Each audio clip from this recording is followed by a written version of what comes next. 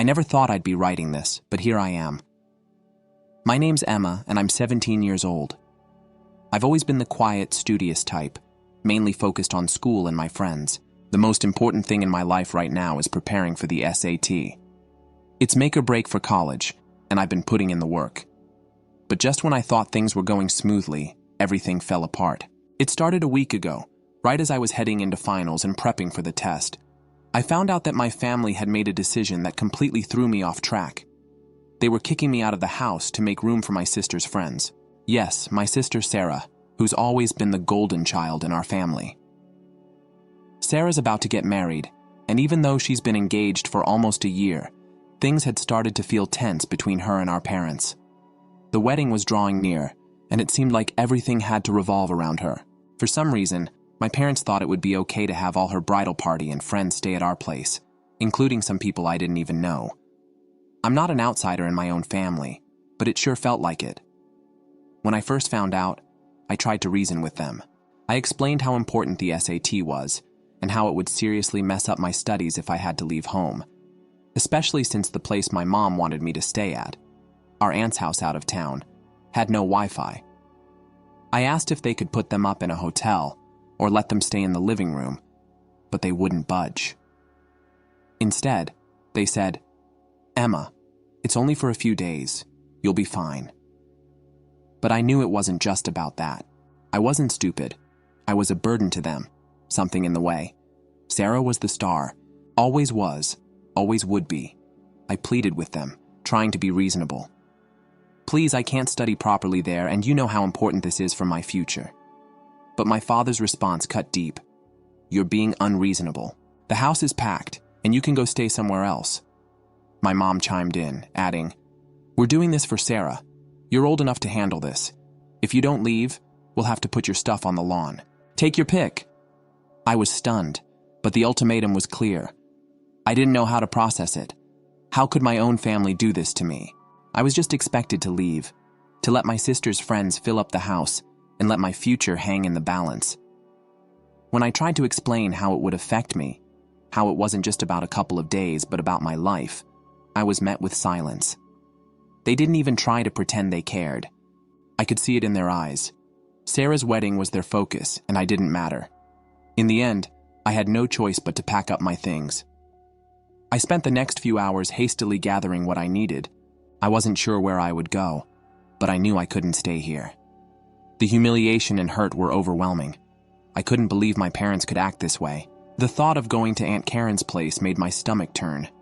No Wi-Fi, a 2-hour drive away, and worse, no one there to talk to. I felt totally abandoned. Even as I packed, my father just walked by, muttering something about how this wasn't personal, and my mom barely glanced at me.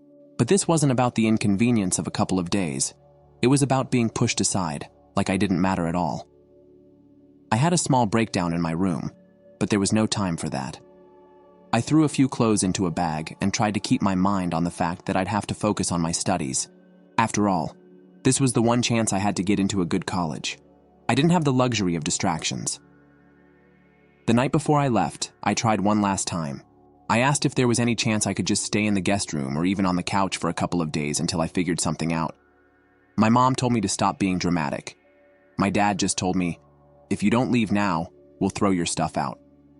That was the final straw. I packed up as much as I could and walked out that door. There I was, 17 years old, standing outside my own home with a bag full of clothes and nowhere to go. I had no choice but to call my best friend, Lily. We've been friends for years, and I knew she'd let me crash at her place for a while, even though I didn't want to burden her. But I had no other options. As I waited for her to pick me up, my mind raced. I thought about everything. My parents' coldness, the hurtful words, and how easily they let me go. I was supposed to be their daughter, their flesh and blood. But all they saw was an inconvenience. All they saw was someone who didn't fit into the picture they were trying to paint for themselves. The drive to Lily's place felt like the longest of my life. It was a surreal, awful feeling, realizing that I was completely alone. I knew Lily's parents were kind, but this wasn't their problem. They had their own life to deal with. Still, I felt like I had to accept whatever help they were willing to give. because I had nothing else. Once I arrived at Lily's, I was grateful. I was so overwhelmed by everything that had happened, I didn't even know what to say. We didn't talk much that night. She could tell something was wrong. We just ate some takeout and watched Netflix, and I tried to pretend everything was okay. But inside, everything felt like it was falling apart. The next few days were rough. I kept thinking about the SAT, about how everything had just spiraled out of control. I couldn't even focus on studying because my mind kept going back to the same thing, how easily my parents had discarded me. It made me realize that this wasn't the first time they had treated me like I didn't matter. It was just the first time it felt so final. I didn't want to admit it, but this wasn't just about the wedding or the sat. This was about years of feeling like I was invisible in my own family. It wasn't just a bad moment. It was a lifetime of moments that added up. And now, I was finally seeing the full picture. I stayed at Lily's for a few days, trying to sort my head out, but one thing was clear. I couldn't keep pretending that things were okay with my family. They had made their feelings known, and I had to face the truth. Being treated this way was not okay. I wasn't going back home. The next few days at Lily's were a blur. I stayed in my room, trying to keep my head down and focus on my studies, but it was hard to concentrate. Every time I looked at my books or tried to write something down, my thoughts kept drifting back to that conversation with my parents, the coldness in their voices, the way they barely acknowledged me as I walked out. I couldn't shake the feeling that I'd been discarded, like I wasn't even a part of their lives anymore. The worst part was that I knew why they were doing this. My sister Sarah had always been the center of everything. She was the one who got the attention, the praise, the special treatment. I was just the quiet one, the one who didn't cause any drama, the one who didn't need anything. Sarah, on the other hand, was the perfect daughter, the one who was always going places, always in the spotlight.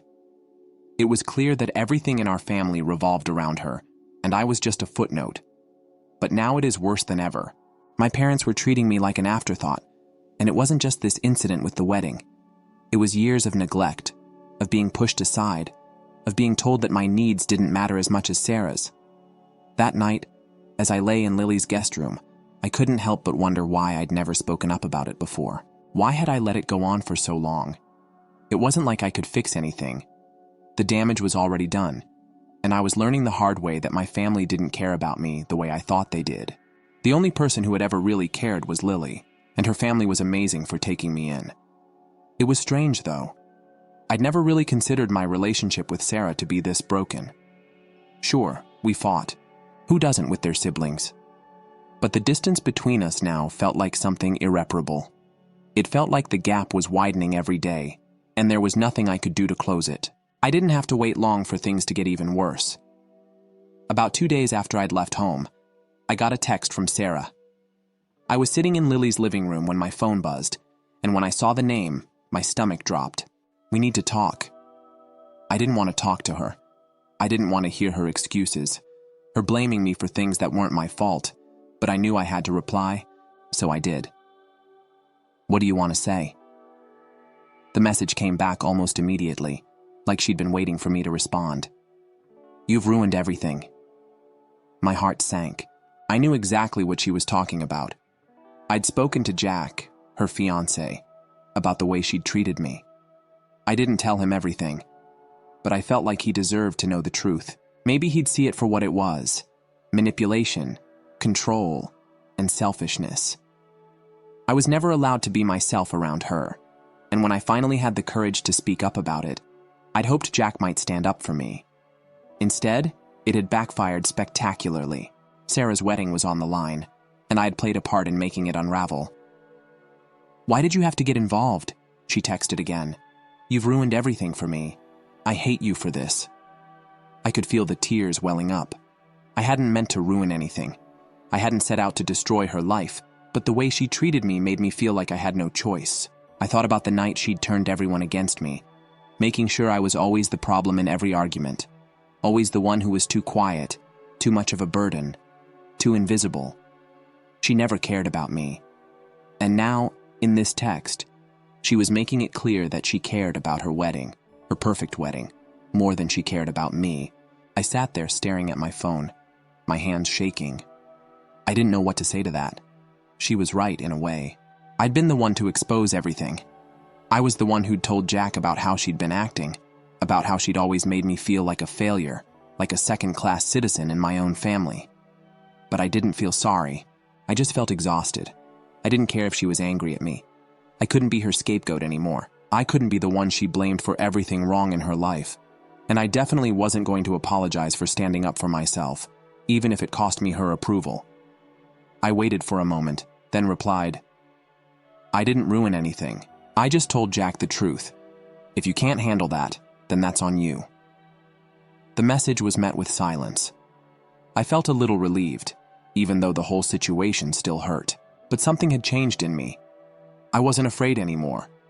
I wasn't afraid of her, and I wasn't afraid of my parents. It was like a switch had flipped inside me. I wasn't going to be treated like a doormat anymore, and if that meant losing Sarah, then so be it. I blocked her number. A few hours later, I got a call from Jack. I didn't expect him to reach out, but he did. "Hey, it's Jack." His voice came through the phone, low and hesitant. "I just wanted to talk for a second. I know you're probably angry with me for getting involved in all this, but I appreciate you telling me the truth. I've been having issues with Sarah for a while now, and I think this was just the final straw." It felt strange hearing him say that. It wasn't that I felt any better about the situation, but knowing that Jack understood that he wasn't blaming me made me feel like I wasn't alone. "I'm sorry about everything that happened. It wasn't your fault," he continued. "Sarah and I are taking some time apart. She's not the person I thought she was. I just need some space." I didn't know what to say to that. I knew their relationship was complicated, on again, off again for years. But hearing Jack say it out loud made it feel so real. It wasn't just a family drama anymore. This was about two people whose entire relationship had been built on manipulation and control. And I was the one who had exposed it. I didn't reply to him, but I appreciated the call. It was the first time in a long time I felt like someone actually saw me. Not as the annoying little sister, but as a person who deserved to be treated with respect. The aftermath of everything left me feeling empty, but oddly relieved. I had spoken my truth, and even if it had torn everything down, at least it was out in the open. Sarah would hate me forever for it, and I couldn't change that. But I knew that I wasn't responsible for the collapse of her relationship. She was the one who had built it on lies and manipulation. I was just the one who finally told the truth. And now, for the first time in years, I was starting to wonder if maybe I was better off without all the chaos they brought into my life. It's been a few days since I left home, and I've had time to process everything. Or at least, I thought I had. When I first moved in with Lily, I tried to distract myself with studying and keeping a low profile. But nothing I did could shake off the heaviness in my chest. Every time I opened my textbooks or tried to focus on schoolwork, my thoughts would drift back to the same thing: my family. I kept wondering how it all went so wrong. I thought that maybe I was overreacting, but then I would remember the way my parents had treated me, the way they so easily told me to leave, the way they never even bothered to ask how I was doing after everything. I had been living under their roof my whole life, but it had never felt less like home than it did now. The emotional toll hit harder than I expected. Then came the message that made everything worse. From my mom. She texted me late one night, but I wasn't asleep. At first, I didn't want to read it, but my curiosity got the best of me. The message said, "You need to fix this with Jack. Call him and apologize for causing all this trouble. Your actions ruined everything, and now Melissa might never forgive you." The words hit me like a punch in the stomach. I had been avoiding thinking about Melissa and Jack's situation, but now it was front and center. The whole reason I had left was because of their wedding, and now they were expecting me to clean up the mess? I stared at my phone screen, rereading the message over and over. My mind was screaming, "This isn't my fault." I had only told Jack the truth about what Melissa had said about me. She had made it crystal clear that she didn't want me there, that I was just a nuisance. So when Jack found out and confronted her, she didn't apologize. Instead, she acted like she'd done nothing wrong and just blamed me for everything. It was the kind of thing I had learned to expect from her, but it still hurt. What did my mom expect me to do? Call Jack and apologize for speaking up, for telling the truth? The more I thought about it, the angrier I became. I didn't owe anyone an apology. It wasn't my fault that Melissa had been controlling and manipulative. If anything, she owed me an apology for the way she'd treated me my whole life. But the thing is, I knew she'd never do that. She never did. The next morning, I sat down with Lily. I needed to talk to someone, and she had been my rock through all of this. She was the only one who understood what I was going through. I told her about the message from my mom and how, once again, I felt like I was being blamed for everything that had gone wrong with Melissa's wedding. Lily just looked at me and shook her head. Are they serious? You're not the problem here. They've always treated you like this, haven't they? You're the one who's been pushed aside for years. I nodded, feeling the weight of her words. I realized she was right. I had spent my whole life being overlooked, ignored, and undervalued by my own family. It wasn't just about the wedding. It was about a lifetime of feeling like I wasn't good enough. I had finally had enough. I made a decision right there. I wasn't going to beg anyone for forgiveness. I wasn't going to apologize for something I didn't do. And I wasn't going to go back to that toxic household where I was nothing more than an afterthought. I couldn't do it anymore. Instead of apologizing, I chose to cut ties. I blocked my parents and Melissa from all my social media. I didn't need them anymore. They had shown me time and time again that I wasn't important to them, so why should I keep letting them hurt me? But the problem was, I still had to figure out what to do next. I couldn't live with Lily forever, no matter how kind she and her parents had been. I needed to make a plan. That's when I thought of my grandparents. I hadn't spoken to my paternal grandparents in years, but they were always warm and supportive when I did see them. I knew they would understand, and they were just the people I needed right now. So I called them. I told them everything, the wedding, the treatment I had gotten from my family, how I felt like I didn't belong there. I poured my heart out to them. My grandfather listened quietly, and my grandmother, always the emotional one, was in tears by the end of it. They both agreed that this situation wasn't right, and they wanted to help me. My grandfather said he would fly in to talk to my parents and make sure I was taken care of. They couldn't bear the thought of me being treated this way anymore. Hearing that felt like a huge weight lifted off my shoulders. For the first time in a long time, I felt like someone cared. Someone actually wanted to help me, to make sure I was okay. My grandparents didn't hesitate. They were already making plans to come and see me, and that gave me a glimmer of hope for the first time in days. A few days later, they arrived. I was staying at Lily's house, but they insisted on meeting with me right away. They could tell how hard everything had been on me, and they reassured me that I was welcome to stay with them as long as I needed. They were determined to help me get through this, and they were even ready to step in legally if necessary. They also assured me that they would handle everything with my parents, including confronting them about the way they had treated me. I didn't want to be a part of any more drama, but knowing they had my back made all the difference. That night, as I sat down with my grandparents to talk about the next steps, I realized that maybe, just maybe, things were going to be okay. I wasn't alone in this anymore. I had people who cared about me, and for the first time in my life, that meant everything. I still wasn't sure what would happen with Melissa and Jack. I hadn't spoken to either of them since the fallout, and I didn't really want to. Whatever happened between them was their problem.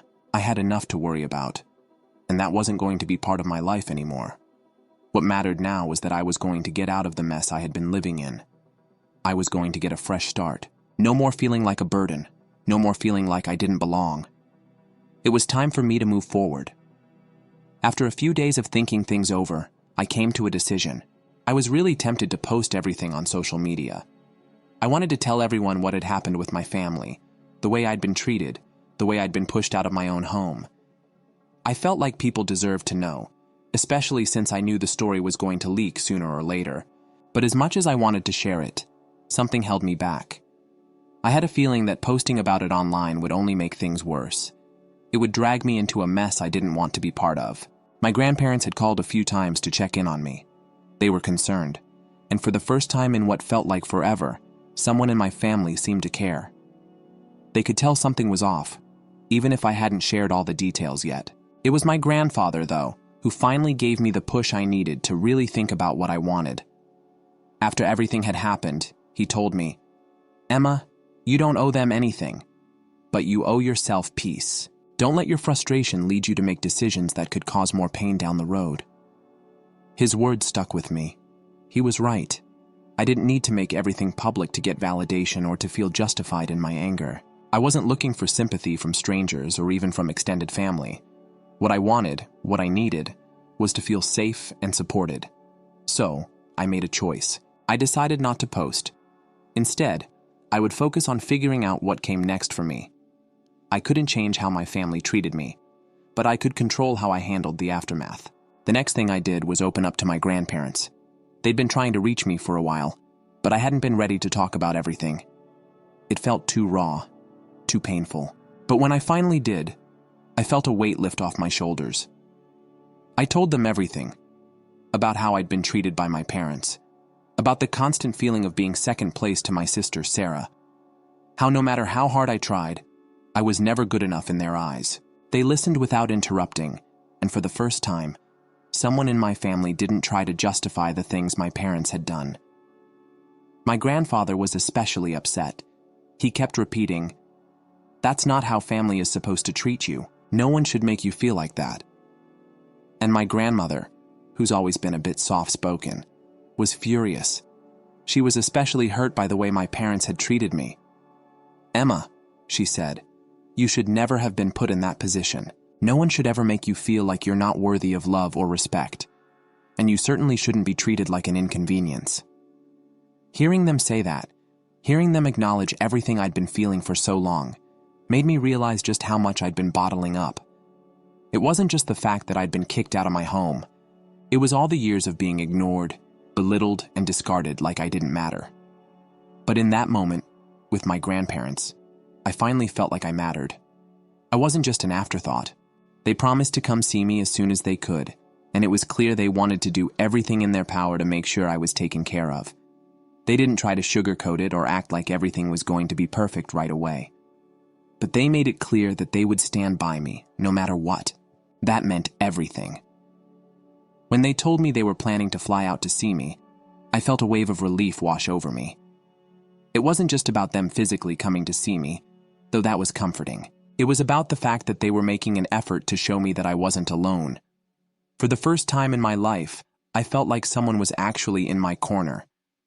And I couldn't remember the last time I felt that way. I stayed with Lily for a few more days while I waited for my grandparents to arrive. Every day felt like a blur. I couldn't concentrate on my studies or even think clearly. I was still reeling from everything that had happened with my parents, and I didn't know what my next move should be. But at least I knew I had people who cared now. When my grandparents arrived, they were everything I needed. They didn't bombard me with questions or force me to talk about things I wasn't ready to revisit. They just came in, hugged me, and reassured me that things would be okay. It felt like a long overdue exhale. For the first time in a while, I felt like I could breathe again. It didn't take long for them to make it clear that they weren't just visiting, they were here to help me. My grandfather told me, "You don't need to go back to that house. They've shown you who they are. Now it's time for you to move forward."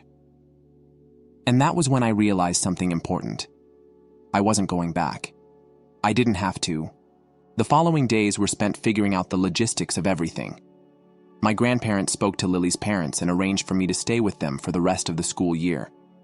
They also took over all the legal aspects, ensuring that I would be taken care of financially and emotionally. It was a huge relief to know that I didn't have to worry about things like tuition or legal battles. My grandparents were taking care of it all. I couldn't believe it was happening, but at the same time, I felt a sense of calm that I hadn't felt in years. I wasn't going to be the one who was constantly overlooked, constantly pushed aside. I didn't have to fight for a place in my own family anymore. It wasn't perfect. There were still the occasional pangs of guilt, the what-ifs that kept me up at night. But for the first time in my life, I was starting to see a future where I was free to just be me. I didn't have to live in the shadow of Sarah or deal with my parents' neglect. I could focus on myself, on my future, and on the people who truly cared about me. And for the first time in a long while, I was looking forward to what was coming next. After everything that happened, I felt like I was living in some sort of surreal dream. It had been weeks since I left my parents' house, and every day felt like a mix of relief and disbelief. For once in my life, I wasn't walking on eggshells, constantly worrying about upsetting someone, especially Sarah. I didn't have to worry about my parents' coldness or Sarah's demands. The weight on my chest was slowly lifting. When my grandparents arrived, it felt like a breath of fresh air. They didn't hesitate for a second. They were ready to step in and help, no questions asked. After talking things through, they made it clear. I wasn't going back to that house. Not now, not ever. My mom and dad hadn't even bothered to check in on me since I left. It was like I was nothing to them. But my grandparents made sure I knew that I mattered, that I was loved. That felt like something I had never really experienced from my parents. We had a long conversation with Lily's parents, and they were amazing. They were more than happy to let me stay with them until graduation. It felt strange, but in a good way.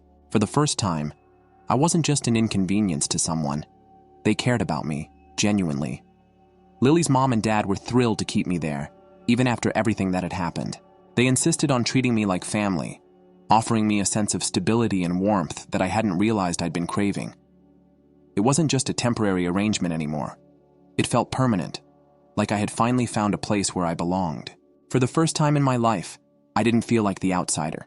I didn't feel like I was being compared to someone else or like I had to be perfect to be accepted.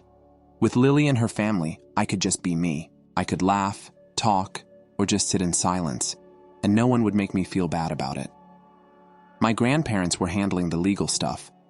It felt surreal that they were getting in touch with my parents and finalizing everything. They were serious about it. They didn't just say they'd help, they actually did.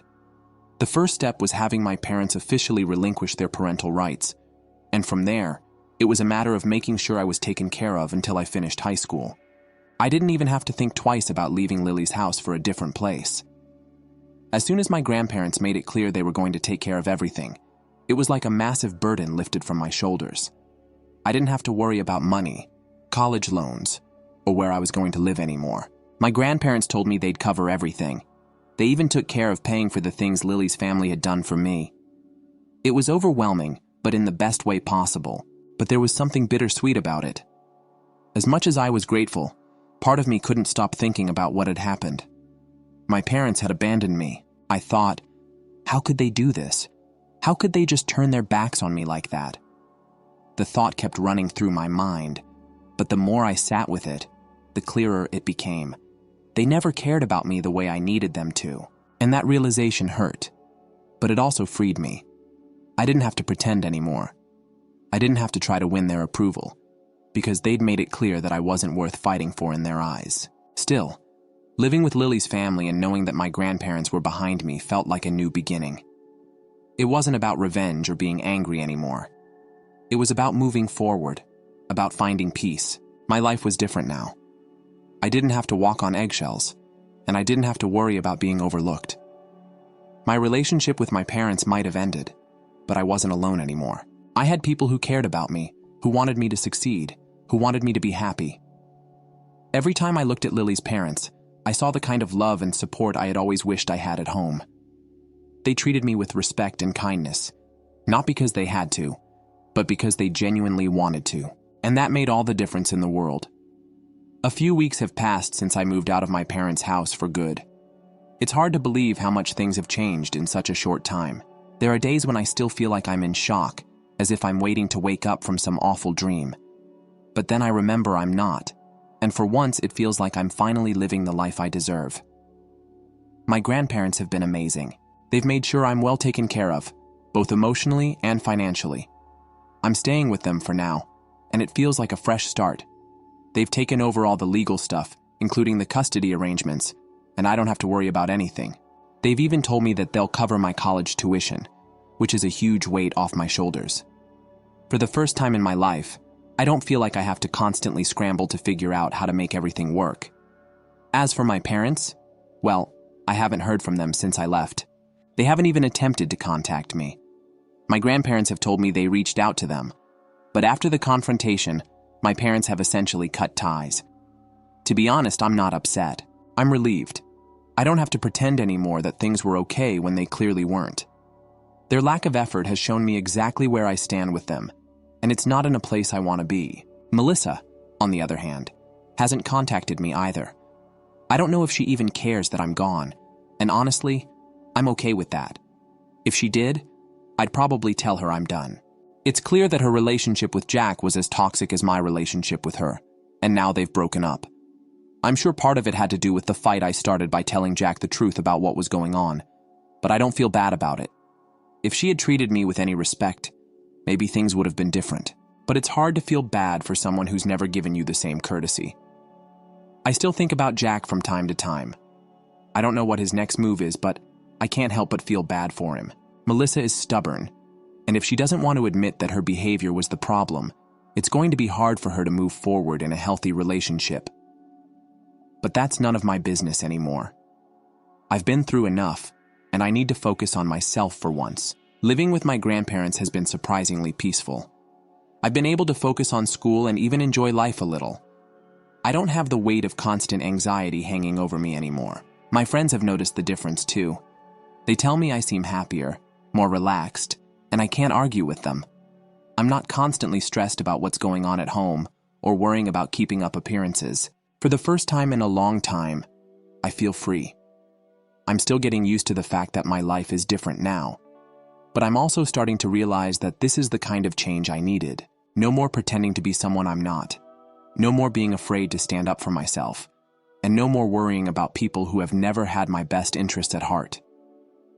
It's all behind me now. I don't know what the future holds, but I'm starting to feel like I have some control over it. I'm going to graduate high school soon, and after that, I'll head to college. My grandparents are excited for me, and they've promised to be there every step of the way. It's nice knowing I'm not alone in all of this anymore. I've learned a lot from everything that's happened. I've learned that sometimes you have to let go of toxic people, even if they're family. I've learned that I'm worth more than the way I've been treated. And most importantly, I've learned that it's okay to put myself first for once. So, that's where I am now. I'm finally living life on my terms, and I'm no longer afraid of what people might think. The past is behind me, and the future is wide open. And for the first time, I'm excited to see what comes next.